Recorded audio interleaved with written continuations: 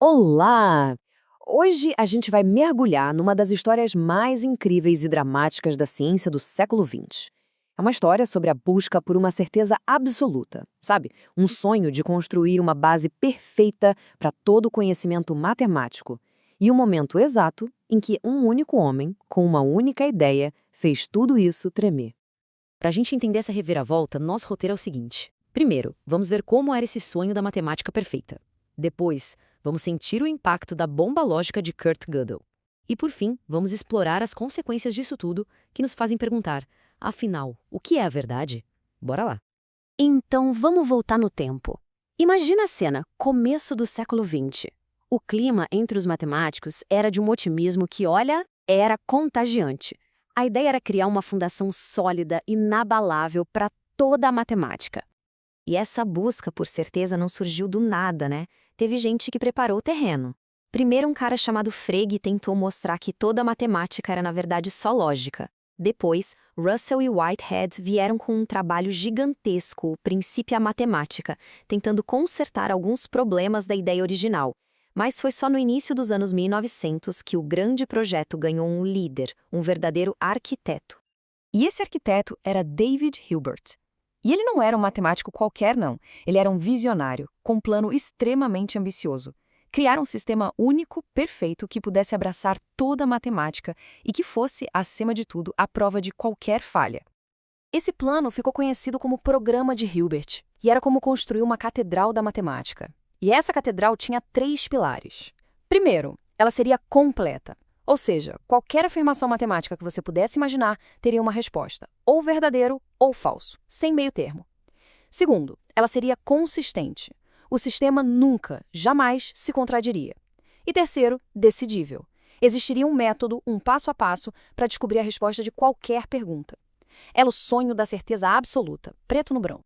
E essa confiança toda foi resumida numa frase que ficou para a história, dita por Hilbert: Wir müssen wissen, wir werden wissen, que significa, devemos saber, saberemos. Era mais que um lema, era uma declaração de fé no poder da mente humana. Só que essa fé estava prestes a sofrer o maior teste de todos.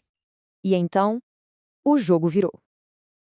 Em 1931, um jovem lógico austríaco, Kurt Gödel, que quase ninguém conhecia na época, publicou um artigo. E esse artigo não era só um artigo. Foi uma bomba lógica que explodiu bem no coração do sonho de Hilbert. O confronto foi direto, sem rodeios. Para o sonho de Hilbert de um sistema completo, Gödel trouxe a realidade da incompletude. Para a busca por uma consistência que pudesse ser provada, Gödel mostrou que isso era impossível. A catedral de Hilbert tinha rachaduras fundamentais. Os teoremas de Gödel foram 2 golpes fatais. O primeiro, basicamente, diz que em qualquer sistema matemático que seja minimamente interessante, sempre vão existir frases que são verdadeiras, mas que a gente simplesmente não consegue provar usando as regras do próprio sistema. Pensa nisso, existem verdades inalcançáveis. Já o segundo teorema é ainda mais profundo. Nenhum sistema é capaz de provar por conta própria que ele mesmo é livre de contradições. A catedral não podia garantir que seu próprio alicerce era seguro.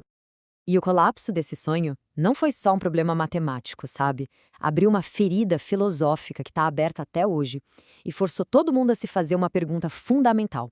Afinal de contas, o que é a matemática? É algo que a gente descobre, como um explorador num continente novo, ou é algo que a gente inventa, como as regras de um jogo? A partir daí, o debate se dividiu em 2 grandes times. De um lado, os platonistas. Eles acreditam que a matemática é uma realidade que existe por si só.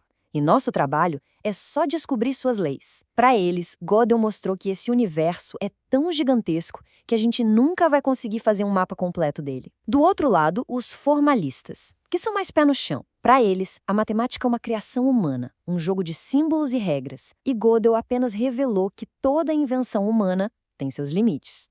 Essa visão platonista é fascinante, né? Se existem verdades que a gente não consegue provar, talvez seja porque elas existem lá fora, num plano de existência matemática, independentemente da gente. Nós seríamos apenas os exploradores desse mundo. Já a visão formalista olha para a mesma descoberta e tira uma conclusão bem diferente. Para eles, a incompletude não é uma janela para outro universo, mas sim um espelho. Ela reflete os limites da nossa própria mente, da nossa linguagem. Qualquer sistema que a gente crie, por mais genial que seja, vai ter sempre um ponto cego. E a bomba de Gödel não abalou só a matemática, ela abalou os próprios fundamentos do pensamento, as regras do jogo, a lógica. Se um sistema totalmente consistente era impossível, talvez, só talvez, as regras que a gente usava para definir o que é consistente precisassem de uma revisão. Na lógica que a gente usa no dia a dia, a chamada lógica clássica, a contradição é o pecado mortal. E isso por causa de uma regra chamada princípio da explosão. É bem simples. Se um sistema aceita uma única contradição, tipo que algo é verdadeiro e falso ao mesmo tempo, o sistema inteiro quebra. A partir dessa falha, você consegue provar qualquer coisa, até o maior dos absurdos. A estrutura toda vira pó. Mas, e se uma contradição não precisasse ser o fim do mundo? E se, em vez de explodir tudo, o sistema pudesse, sei lá, gerenciar a contradição? É aqui que surge uma ideia radical. E o mais legal, com uma participação gigante de pesquisadores aqui do Brasil. A lógica paraconsistente. Ela não foge do problema, ela aprende a conviver com ele. Vamos para um exemplo prático. Imagina um banco de dados gigante que, por um erro, tem dois registros diferentes para o mesmo fato. A lógica clássica, teoricamente, entraria em colapso. Já a lógica paraconsistente é mais esperta. Ela simplesmente sinaliza, opa, temos uma inconsistência aqui, e isola o problema, deixando o resto do banco de dados funcionar normalmente. A mesma coisa no mundo do direito. É super comum existirem leis que entram em conflito. A lógica clássica diria que o sistema é incoerente e pronto. Mas a paraconsistente reflete muito melhor como os advogados e juízes realmente trabalham.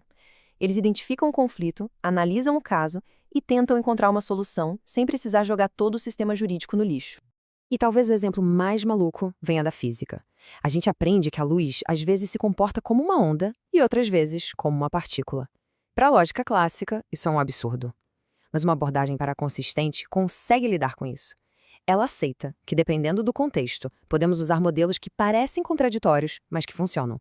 A contradição não é um erro, é uma característica da realidade. E é aqui que a gente amarra tudo. Essa escolha entre uma lógica que tem pavor de contradições e uma que sabe lidar com elas não é só um detalhe técnico. Ela nos leva de volta para aquela grande questão filosófica que Gödel deixou para a gente. Olha só como as peças se encaixam. A lógica clássica, com sua regra de tudo ou nada, se alinha perfeitamente com a ideia de uma verdade absoluta, com a visão platonista de uma matemática que a gente apenas descobre. Já a lógica paraconsistente, que é mais flexível, conversa muito melhor com a ideia de uma verdade que depende do contexto, com a visão formalista de uma matemática que é uma invenção nossa. E assim, a jornada que começou com uma busca quase desesperada pela certeza absoluta nos deixou com a pergunta mais fundamental de todas. Se as próprias regras que a gente usa para pensar não são fixas, se a gente pode escolher diferentes lógicas para diferentes problemas, então o que, no fim das contas, a gente está chamando de verdade?